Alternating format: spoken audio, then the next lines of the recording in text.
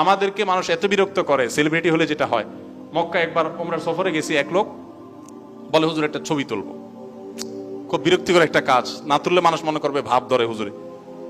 বললাম ঠিক আছে তোলেন। উনি একটা তোলার পরে বলে যে ভাই এখানে সোফাটা খুব সুন্দর আছে, বসে একটা নেই। পরে আমি বললাম ঠিক আছে ভাই, প্রবাসী বাংলাদেশি মানুষ ওখানে শ্রমিক হিসাবে গেছে, দেশ থেকে হুজুর আসছে, হুজুর আবার ভাব ধরে অহংকারী মনে করবে। আমি বললাম ঠিক আছে ভাই, বসে একটা ছবি তুললাম।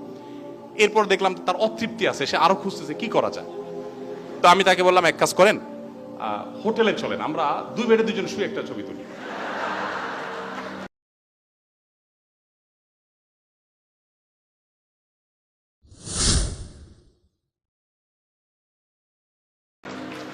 তখন তখন সে বুঝতে পারছে যে সে একটু বাড়াবাড়ি করে ফেলেছে। আপনারা যারা ডাক্তার, আপনাদেরকে রোগীরা এরকম নানা ভাবে একই জিনিস বারবার বলবে, বিরক্ত করবে। আপনি বলবেন যে রাতে ভাত খাওয়া যাবে, রাতে রুটি খাইতে হবে।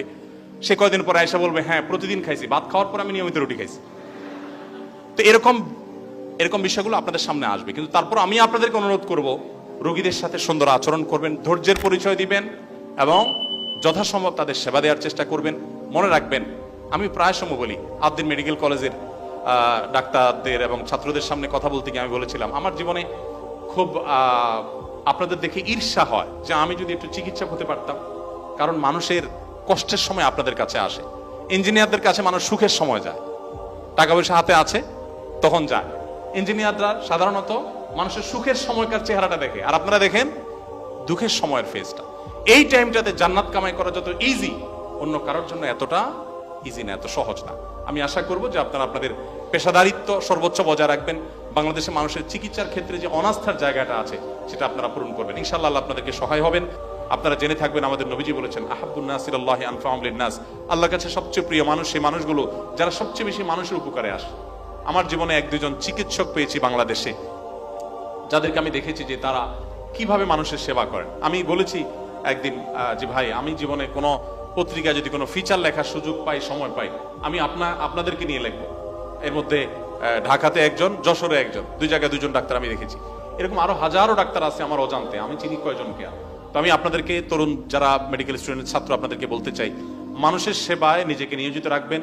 মনে রাখবেন, প্রকৃত অর্থে ভোগে কোনো আনন্দ নাই, তৃপ্তি নাই। আসুন্নাহ ফাউন্ডেশন থেকে আমরা মানুষের জন্য কাজ করছি, আমাদের যে কি তৃপ্তি। আমাদের তো খুব অল্প স্বল্প, শত শত হাজার হাজার কোটি টাকার বিজনেস অনেকে করে। এরকম ব্যবসায়ীদেরকে আমি প্রায় সময় বলি, পরিচয় হলে একান্তে কথা বলি, ভাই আমার কাজের তৃপ্তি আর আপনার কাজের তৃপ্তির মধ্যে আসমান জমিন পার্থক্য। আপনি যদি একটু আমার কাজে এসে দেখতেন, তাহলে আপনি অনুভব করতে পারতেন যে মানুষের মুখে হাসি ফোটানোর আনন্দটা, তৃপ্তিটা কি। তো আমি আপনাদেরকে অনুরোধ করবো যে আপনারা যখন ডাক্তার হয়ে আপনাদের কর্মক্ষেত্রে যাবেন, আপনারা মানুষকে সেরাটুকু দিবেন। এদেশের অর্থনীতির একটা বড় অংশ ভারতে এবং থাইল্যান্ডে চলে যায় শুধু চিকিৎসার নামে। আপনারা আমার চাইতে ভালো জানেন। আমি বাইরের একজন ডাক্তারকে একবার দেখেছি, আমি অবাক হয়েছি যে তিনি আমার প্রেসক্রিপশন লিখছেন এবং আমার কি করতে হবে এটা লিখছেন, আমার দিকে ফিরানো প্রেসক্রিপশনটা উনি ওই দিক থেকে ইংরেজিতে লিখছেন। আমার ওয়াইফ সাথে ছিল। আমি বললাম যে এটা তো নতুন জিনিস দেখলাম, আপনি সোজা লিখতে পারেন কিন্তু লেখা উল্টা করে পুরো প্রেসক্রিপশন তিনি লিখলেন। জাস্ট আমার বুঝতে চান লিখছেন আর ব্যাখ্যা করছেন। তো এটা একটা এক্সাম্পল শুধুমাত্র।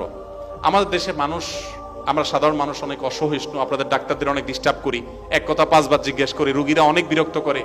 আপনারা আল্লাহর রাস্তায় ধৈর্য ধারণ করবেন।